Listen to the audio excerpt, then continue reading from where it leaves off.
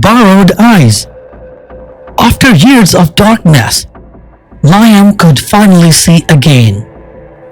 The doctors called it a miracle. An anonymous donor, a perfect match. The operation was a success.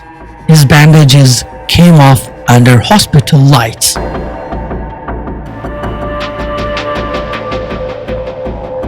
And he blinked into the world like a newborn, but the world looked wrong. At first, it was subtle.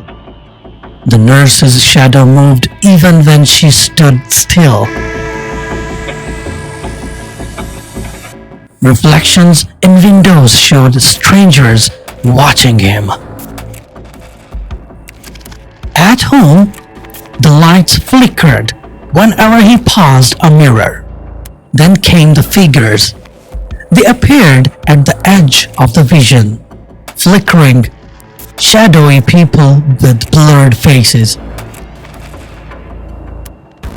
They followed others, stood behind them, whispered things Liam couldn't quite hear. He tried ignoring them, but every night they came closer. One evening, he saw one of them figures point directly at him, not past him, at him. He turned to the man it was following. "Who are they?" Liam asked. The man looked startled. "You can see it too." They exchanged hurried words, met again in secret. The man, named Drew, had also received a transplant from the same donor. Together, they traced the surgery back to an underground clinic that had been shut down for harvesting organs from murderous victims. Their donor had been killed, and now it seemed he wasn't entirely gone. That night, Liam woke gasping. His reflection was smiling, not his smile. Through his new eyes, something was watching him before within. He blinked. The world flickered. And for a moment, he wasn't in his bedroom.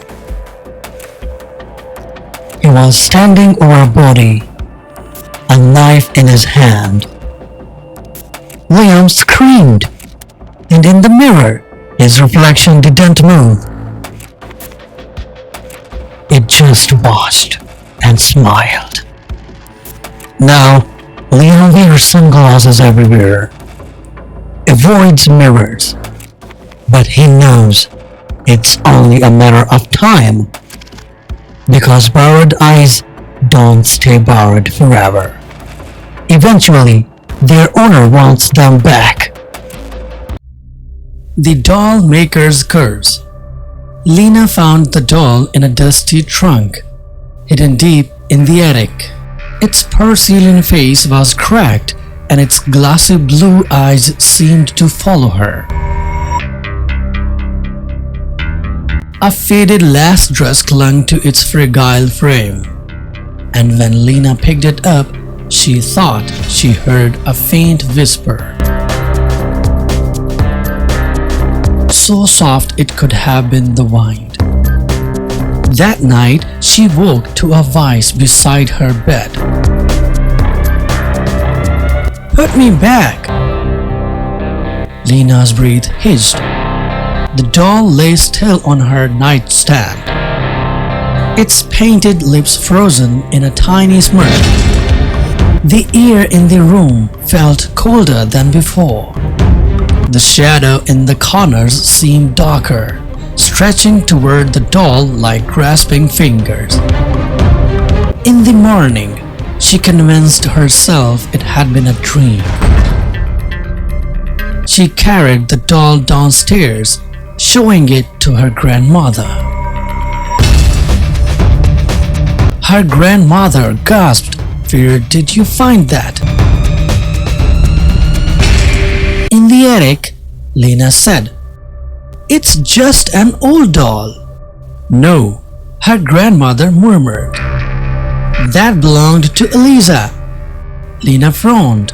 Who's Eliza? Her grandmother hesitated before whispering. My sister.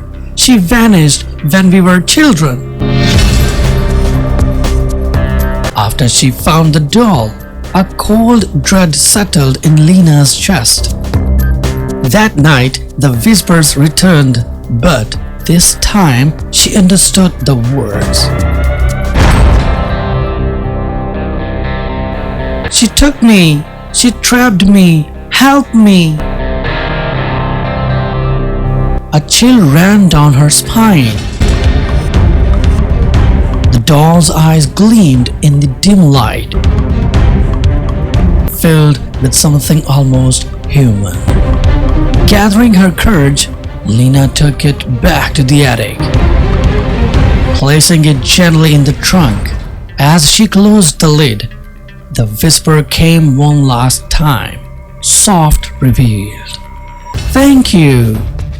The attic door cracked shut behind her, and Lena never heard that doll's voice again. But sometimes, when the house was silent, she thought she heard a faint, distant whisper drifting from the attic, waiting.